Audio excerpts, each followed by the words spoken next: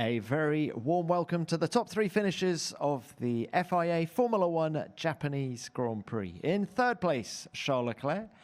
In second place, Oscar Piastri, and taking his second win in as many races, our winner, Kimi Antonelli. Kimi, race win number 2 for you, and at one of the great racetracks in the world as well. Just how sweet was this one for you? Yeah, it was. It's nice to be back, on the top step. Obviously, a very special win in a very special track. But on one side, I'm very happy, but on the other side, I'm a bit disappointed with how the start went. It's an area where I need to work a lot because it's definitely not good enough, and I'm just making my life a lot harder. So definitely a lot of work to do still, but I was very lucky, of course, with how the safety car, with the timing of the safety car. But yeah, then pace was very, very strong, and really happy with that. What were your issues getting away from the line? Just when I think I dropped the clutch a bit, too deep, deeper than what I should have, and obviously tires were also a bit colder, so obviously I went beyond the grip that was available and just lost a lot of places. You knew you had a quick car, so what were you thinking at the end of lap 1 when you were P6? I cannot say, but I was very mad. Did you think the win was still on at that point? Probably. I think it was a bit difficult to get by when was behind Charles because we obviously had 2 completely different deployments, and it was just hard to find the right place to overtake.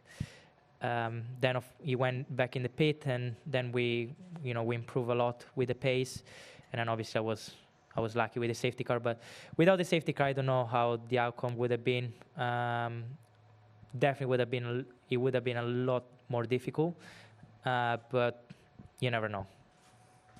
Now, you're the youngest ever leader of the Formula One World Championship and the first Italian to win back-to-back races since Alberto Ascari. How do you imagine this news will go down back home in Italy?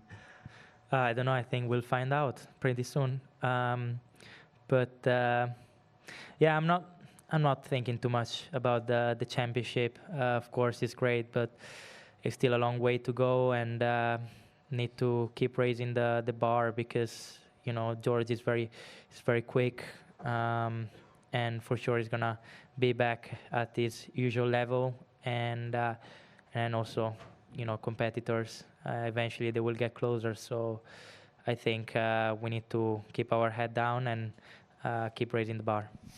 Final one from me. We've got 5 weeks until the next race. Mercedes has won every race so far this year. Is there one area of car performance that you'd like to see the team work on between now and Miami? Difficult. I think our car is very good. For sure, maybe with the starts.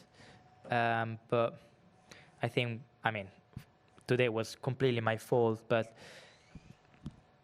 together, me and George, we've been struggling a bit more than what we would have anticipated since the start of the season. And today the McLaren got a really good start. So they're clearly doing something better. For sure, also on driver's input, in this case, Oscar did much better than me because I cannot say, but I it up pretty badly. But yeah, just need to keep working on that area. Very well done to you. Thank you, Kimi. Oscar, let's come to you. Why don't we start with the starts that Kimi's just been referring to? Not a bad first Grand Prix start for you of 2026. Was it exceptional? I thought it was good, but not. I didn't think it was super special. I think, I saw Kimi go into wheel spin straight away, and I didn't really see what George was doing. And obviously having to go around Kimi meant that the rest of my start was a little bit compromised. But yeah, clearly was good enough to get into the lead, which was great. So yeah, clearly that was a good strength of ours today. That was a strength. This is your third podium in 3 years here at Suzuka. Just what aspect of the car's performance pleased you the most? I think, I'm not sure there was one that I was massively pleased with, but I think clearly we did a good job with the start today. I think this weekend we just did a really good job of optimizing what we had, and I think from practice we were in a good window with the car in FP2, and we managed to get it back in that window for qualifying. I think we had a really good understanding of what we wanted from the power unit and how we had to kind of dial it in for the qualifying grip level. And then even today, that we did a lot of work on the starts. I think our starts through all the practice sessions were really strong. And then, yeah, I think the pace was probably a positive surprise. I think having clean air probably helped quite a lot at the start, but we did a good job, and I could pull away from George a little bit right before the stops. Yeah, I think the strategy was good as well. So I think we just nailed everything. Unfortunately, it wasn't quite enough for the win, but I think at the moment a result like today is as good as a win for us at the moment. Do you think the timing of the safety car cost you the win? I would have loved to have seen how it would have panned out.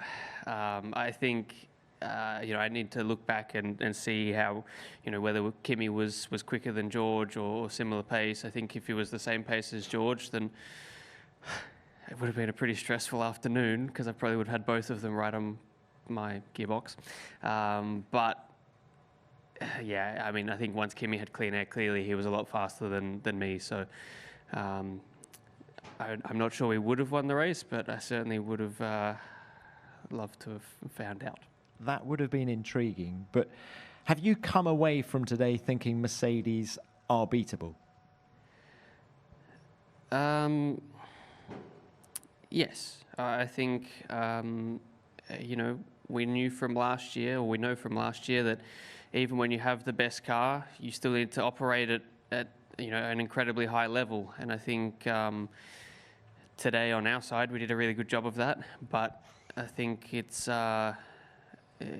it's interesting to see, when someone else has the fastest car, that it's not that straightforward. And I think the fact that I could keep George behind for so long was really encouraging. But we're under no illusion. We did everything right this weekend, and we still got beaten by 15 seconds. So we've got a pretty big gap to fill. I'm confident that we can get there. But yeah, we've still got some work to do. Oscar, thank you for that. Well done to you. And well done, Charles, on the P3. A lot of pressure from George at the end. What was the key to keeping him behind? I don't know. I mean, it was quite tight at some point, and they were also being quite cheeky, because I think his engineer was telling him things on the radio. My engineer was telling me what his engineer was telling on the radio, but he was doing then the opposite. And that puts me under quite a bit of pressure at one point. I think they told me, oh, he's being told to use everything in the back straight, or vice versa, or maybe in the main straight. And then for 4 laps in a row, he was doing exactly the opposite of that. So I understood it pretty quickly, and I could defend. But at one point, I got surprised in the last corner. But it was quite a fun race. Unfortunately, a little bit unlucky for us because of the safety car, the wrong moment. I don't think it will have changed significantly our race, but it made it a little bit more difficult for our second stint, for sure. Okay, that's the safety car. But what were you thinking at the end of the opening lap when you were P2? I mean, I was happy. Then I was obviously focusing on Oscar, but Oscar was very strong, actually, especially in the first lap. In the first lap, I was very surprised on how much he pulled away. And yeah, after that, I was just trying to be as close as possible to him, but he had a bit more pace, and I thought also the free air was making a bit of a difference. So, but I was just trying to wait for for later on in the race, but didn't happen. Okay, look, final one from me. Something I asked Kimi earlier was, in the break before Miami, is there one aspect of Ferrari's performance you'd like the team to focus on? Well, I think doing a step back on those first 3 races, there's a clear thing that we need to improve, and this is surely the power unit. But we obviously cannot bring anything to Miami. But there's not only that, and in a year like this one, everything is very new. I think the rate of improvements of every team is massive. So there's a lot more than just the power unit. There's putting the tires in the right window. There's the aero. There's the chassis, and on that we'll work flat out in order to try and close the gap as much as possible to the Mercedes, and to hopefully keep behind the McLaren, and then we'll see. But yeah, I think the power unit is maybe our main weakness at the moment, but there are many other things that can definitely influence and help us to close the gap in the meantime. Thank you very much for that. Let's now open this to the floor. Name and publication as ever, please. Lawrence Edmondson, ESPN. Question to all 3 drivers. We saw a very nasty accident today, Ollie Behrman. I don't know if you've seen it on replays, but it was basically due to the closing speed between the 2 cars. We know that drivers have raised this concern already. How important is it that something does change ahead of Miami? And you know, does it matter if it's at the cost of this racing that we're seeing? I didn't properly see what happened, but I don't know also if the guy in front did he move quite aggressively as well? Yeah. I mean, yeah, it's a big thing for sure.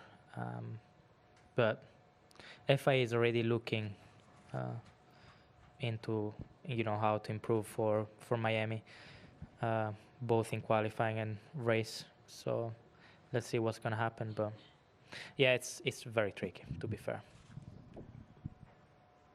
Yeah, I mean, I think that with this car, surely we need to race differently, and there's no doubts about that. And one of the points actually was moving or changing direction whenever you are super clipping, and that's what creates some quite dangerous scenarios, whether we need to change absolutely everything for the race. I don't know. I don't know if I'm the only one. I don't think I'm the only one speaking with other drivers, but it might be half-half. But I actually enjoy those cars for the racing bit. I think for qualifying, there are definitely tweaks that we need to make in order for us to push those cars to the limit, and not having to think about too much about the energy. For the race, I think it also comes from just adjustments on our side in racing, in defending, and taking into account that the speed differences, can be more important. And on that, I mean probably more the defending cars than the attacking car. I mean on my side as well. In Australia, there were some pretty tricky moments with George. So yeah, I think it will also get better with time. But surely it's tricky. I mean, we've spoken about that being a possibility since these cars, were conceptualized.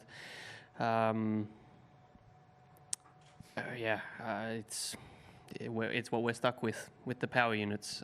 There's no easy way of getting around it. From what I saw, there was no flashing light from Colapinto, so I don't even think he was super clipping either, which is obviously a bit of a concern. I had a pretty close call in free practice with Nico, because he caught me about 3 times as quick as I expected on the straight, and we were both at full throttle. So, I think there's clearly an element of learning for us as drivers, and where the accident happened, it's not a place where you expect someone to come from so far behind and have such a big speed difference. And whilst we're learning that, unfortunately, things like this are probably going to happen, which is a shame. But, I think we understand as a sport there's a lot of things we need to tweak, a lot of things we need to change. And especially on safety grounds, yes, there's some things that need to be looked into pretty quickly. Okay, thanks all. Next one. Ben Mortimer with Speed Cafe. Question for Oscar. Charles mentioned a bit about how he was surprised of McLaren and how you were able to pull away at that point. Were you surprised that you were able to stay ahead of him towards the end there and that you were able to stay ahead of Ferrari in the race? I think we felt like we could maybe stay ahead of Ferrari. I think, looking back at qualifying, I think clearly something wrong happened with the deployment for both Charles and Lewis. So I think the gap I had in qualifying flattered us a bit, and we thought that would be a challenge. And to be honest, I think with I think Charles and I had very similar pace through most of the race, so that was about what we expected. I think being able to keep George behind was a big surprise. Once he got back into second, I thought that he was going to come past in about half a lap, and I was going to settle in for second and wait for Kimi to do the same. But the fact that we could be so close to Mercedes and beat one of them, I think that was a much more pleasant surprise. Thank you, Oscar. Next. Michael Laminato, Fox Sports. Question to Oscar. I think I've chosen the most obstructed seat in this whole room. We've talked a lot this season about how laps are really important to get under your belt with these new rules. This was your first Grand Prix distance. Andrea talked about how this was the best of you, or certainly that he's seen all year. How do you feel like you performed today? And in terms of getting the most from your car package, how far away, if at all, do you feel like you were from getting the absolute maximum from the McLaren today? I think this weekend was probably one of my best weekends in F1. I think I felt like I hit the ground running in practice. Qualifying, I think we did a really good job of getting the car into the window I was happy with on Friday.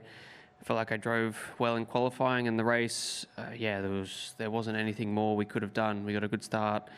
The pace was good. I felt like I was, strategic or smart with how I used the boost and how I managed that side of racing. Our strategy was good. We didn't blink too early. Obviously the safety car was a shame, but I think as race weekends go, we couldn't have done any better than that. For me, I'm very happy with the performance that I put in. Very happy with the performance from the whole team. Clearly, we've still got some. Firstly, performance to find, but also, on Lando's side of the garage was a pretty interrupted weekend with all the issues, and clearly the start of the season's not been easy for us with reliability, so we've got a long way to go. But I think we showed that if we get everything as good as we can get it, then we can cause a few headaches. Thank you. Next one. Phil Duncan, PA. Kimi, I know earlier on you were saying that the championship is early days, but obviously Mercedes have won the first 3 races, and you've got 2. George has got 1, so there's a chance, obviously, that the winner of the championship could come from Mercedes. Are you ready for that rivalry with George? And are you worried at all that it could become a bit tense between the two of you? No, I'm not worrying about that. To be fair. I'm just going to focus on myself, on what I need to do, trying to get everything right in terms of procedure, starts, driving. I know how strong George is, and for sure it's going to be very hard. Plus, I think, Ferrari and McLaren, they will get closer. So it's going to be important to stay on top of the game. As I said before, keep raising the bar, and but I'm not focusing or worrying about this at the moment. I'm just obviously happy with how things went today, and just gonna try to make the best out of the break and trying to see where how I can improve those areas in order to be back stronger. Thank you. Next. Luke Smith from The Athletic. Kimi, just picking up on wanting to raise the bar there. Through your rookie season, you went through some ups and downs and bounced back stronger for it. Just how much do you feel you've leveled up in terms of your own performances this season? Obviously, the car does help, but how much have you taken that step in year 2? Big step, big step. Sorry. Experience does a lot. Obviously, last year I've gone through a lot, and it taught me massively more than what I anticipated, and for sure it's helping so far this year. Of course, there's still a lot of work to do, but I definitely feel much more in control of the situation. Of course, as you said, the car helps, and and I'm gonna try to be ready and everything, because it's one of those opportunities that they don't happen every day. So obviously, really grateful with the car that the team has provided us so far, and just need to keep my head down. Thank you for that, Kimi. Next. Lawrence Edmondson, ESPN. To follow up on that, Kimi, how do you feel like you've closed the gap to George? Is that what you feel? Because you said you thought he's going to get back to his usual levels soon, but do you feel like you have closed in? And how much of that is you both starting from scratch with this new regulation set, rather than getting into a car that he'd been essentially driving that type of car for 3 or 4 years? Yeah, for sure helps that everyone started from zero. For sure, experience still helps. But definitely I've been closing the gap with him. I think still in qualifying, he has the upper end, especially when it comes to Q3. He's always able to find that little bit of extra, which I'm working on. But in terms of race pace, I think we have a really strong base. So yeah, I feel obviously a super strong, very complete driver. I think he showed many times last year, and that's why it's not gonna be easy, and that's why I need to do everything as perfect as possible. Thank you, Kimi. Any more? No more? We will leave it there, gentlemen. Alright guys, what a race we just witnessed at Suzuka for the Japanese Grand Prix, and we've got a seriously exciting podium today. A race controlled at the front, pressure building from behind, and proper fight for the final podium spot. Let's break down the top 3, because each of them had a very different race. Kimi Antonelli, let's start with the race winner, and honestly this feels like a massive moment. This wasn't just a win, this was a statement drive. From the start everything looked calm and under control, no overdriving, no panic, just pure confidence. Around the track like Suzuka, that's incredibly impressive for a rookie just like Kimi Antonelli, especially considering how technical and punishing it is, the track by itself. In the post-race interview, you could tell how composed he still was. He talked about how important it was to stay focused lap after lap, because Suzuka doesn't forgive mistakes. One thing he really highlighted was tire management, especially through those high-speed corners like the SS and the 130R. Keeping the tires alive while still pushing is not easy, but today he made it look almost effortless. He also gave a lot of credit to the team, saying the strategy was spot on, the pit stops were clean, and everything just came together perfectly. And even towards the end, the gap looked comfortable. He said he never relaxed. That tells you everything about his mindset. The win feels like the arrival of new serious contender. And it is. Also thanks to his car that Mercedes has just built for the new 2026 season, with the new regulations and the new bullet engine and things like that. We go to P2 with Oscar Piastri, moving on second place, and this was a very smart, very mature race for him. He didn't quite have the pace at the challenge for the win today, but what he did was maximize absolutely everything. From early on, he kept himself within striking distance just in case an opportunity opened up. You could see he was managing the race, not forcing anything, waiting for the right moment. After the race, he admitted that they tried to apply pressure during the middle stint, especially around the pit window, but in the end, Antonelli just had the extra pace. Just I told you, the car, the difference. Still, Piastri sounded pretty satisfied. He talked about how important consistency is, especially when you're fighting at the top regularly. He also mentioned how tricky the balance was, particularly through the fast sections, and how managing degradation played a big role in today's results. There was also that slight tone of frustration, not negative, but more like he knows he's close. And that's the scary part, because when everything clicks for him, he's going to be right there fighting for the wins. McLaren just started to show promising results after a lot of problems that they had from Australia to China and now in Japan. They just had a good results by finishing P2 and by finishing P4. So Piastri just showed a lot of things, and he showed that he has been working day and night just to have this kind of results. We go with Ferrari's P3, Charles Leclerc, and rounding out the podium.